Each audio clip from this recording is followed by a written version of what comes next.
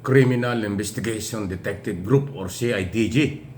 Sila pala ho yung nag-iimbestiga ngayon at magpapail ng kaso laban sa mga posibleng sumabit sa obstruction of justice, kaso na nagbigay ng proteksyon kay Apollo Kibuloy nung ito hinahanap pa bago nahuli ng mga otoridad. Pakinggan niyo itong balitang ito. At mismong inamin ni Colonel Jean Fajardo, tagapagsalita ng PNP, ang galaw ng CIDG.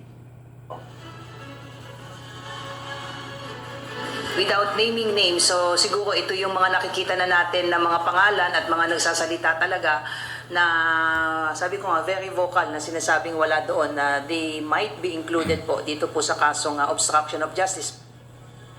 Yan o. Samantala, iginiit Ayan, ng isa sa pati yung umano'y biktima ni nagsalita na rin. na dapat ay walang special treatment na ibigay sa KOJC leader. Kasunod ito ng paghiling ng mga abogado ng religious group leader ng hospital arrest para rito. Meron kang non-bailable case, sa city jail ka or sa kulungan ka talaga, sa piitan, hindi ka, sana walang special treatment. Ayan o. So, dalawang issue yan. Una, yung sinasabi ni Colonel Fajardo na talagang pananagutin na nila. At ang CIDG nga po ang naatasan. Kasi sa PNP ang daming unit. So, CIDG ang inatasan mag-identify sa mga KOJC official or member at mga supporters nila. Katulad ng mga vloggers na posibleng may kinalaman din sa pagkupkup or tulong kay Kibuloy, kaya natagalan bago ito nahuli ng mga otoridad. Ayan na po. Hindi talaga pwedeng palampasin ito. Ako, naniniwala ako, kailangan talaga. Huwag nilang palampasin na ganun-ganun lang.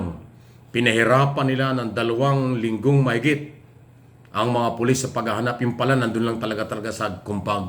Mabuti lang at matatag ang PNP at General Torre na hindi siya umalis kahit na pinapaalis na kung sino-sino. Yung pala nandoon. So, posible na yung mga tao doon, alam nilang nandoon, kaya sila agresibong harangin ng pulis. So, obstruction of justice. Naku, marami-rami yan. E di magsama-sama sila sa kulungan kasi balita ko, nalulungkot si Kibuloy, mag-isa lang sa Campo Crame. Eh kung maraming makakasuhan, di magsama-sama. Although yung obstruction of justice ay available naman yan, pero makukulong ka pa rin. Kung ilan kayo. Sama na rin nyo yung mga, sabagay, mukhang kasama talaga, hindi maiiwasan. Yung mga vlogger, especially yung SMNI. Yung SMNI, parte na, nakita mo, di ba? Hinarap na nga ni Tory noong araw, nung kainitan niya. Yung SMNI ang naglilin lang sa amin. Yung SMNI yung bumabati ko sa amin. Yung SMNI ang propagandista nila. At yung kanilang mga vlogger. O yun. Yun ang sinasabi ni Tory during and after ng paghuli kay Kibuloy. Kaya hindi man binanggit ni Colonel Fajardo kung sino-sino, sa akin sa pantaha lang yan. Sa aking opinion. Yung mga vlogger at ang SMNI at yung mga opisyalis ng KOJC, pati yung mga abogado, yan ang iimbitahan. Posibleng imbitahan ng Criminal Investigation Detective Group. Yan ay yung problema nyo. Dagdag na problema yan. Kasi obstruction of justice. Kaso talaga yan at nakakahiyang kaso. Pag nagka-record ka ng obstruction of justice, kapag nagpunta ka ng ibang bansa at yan nalaman ng ganyan record mo, baka hindi ka papasukin. Pag nag-apply ka ng visa, nalaman ganyan ng kaso mo, hindi ka bibigyan. Kasi kung hindi ka sumusunod sa batas di ba? Obstruction of justice, maharap ka sa batas. Pinagtatakpan mo o hindi mo nirespeto yung batas. Ayun yung bawal na bawal sa abroad. Lalo sa Amerika, Canada, pag kumuha ka ng mga visa dyan, o maging sa Europe, pag mayroon kang ganyang kaso, tagilid ka, baka hindi ka magkaroon ng visa.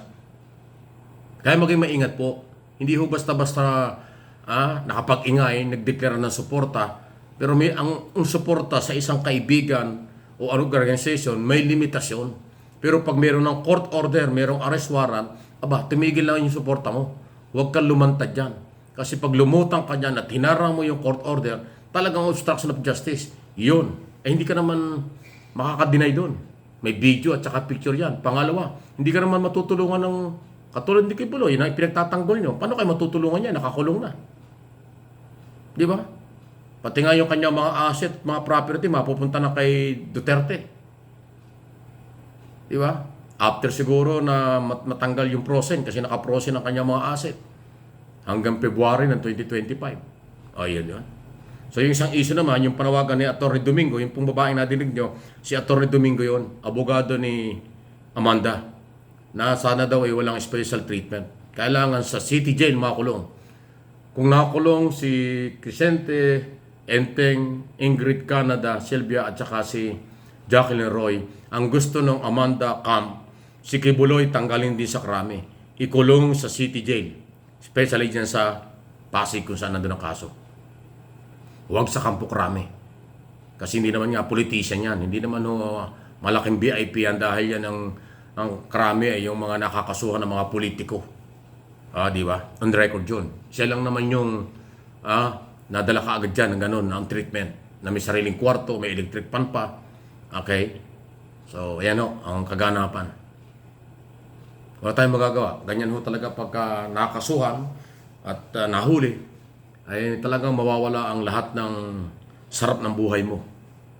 Susunod ka kung anong policy ng kulungan. Pantay-pantay ang treatment ng mga otoridad kung saan ka nakakulong base sa order ng korte. Court order pa rin po ang nasusunod. Sa akusado kung saan ikukulong.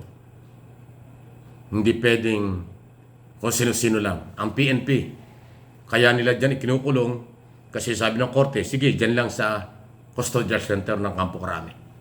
Pero pag nag-order ang korte na ilipat sa city jail, walang magagawa ang pulis. Yun yung issue dyan.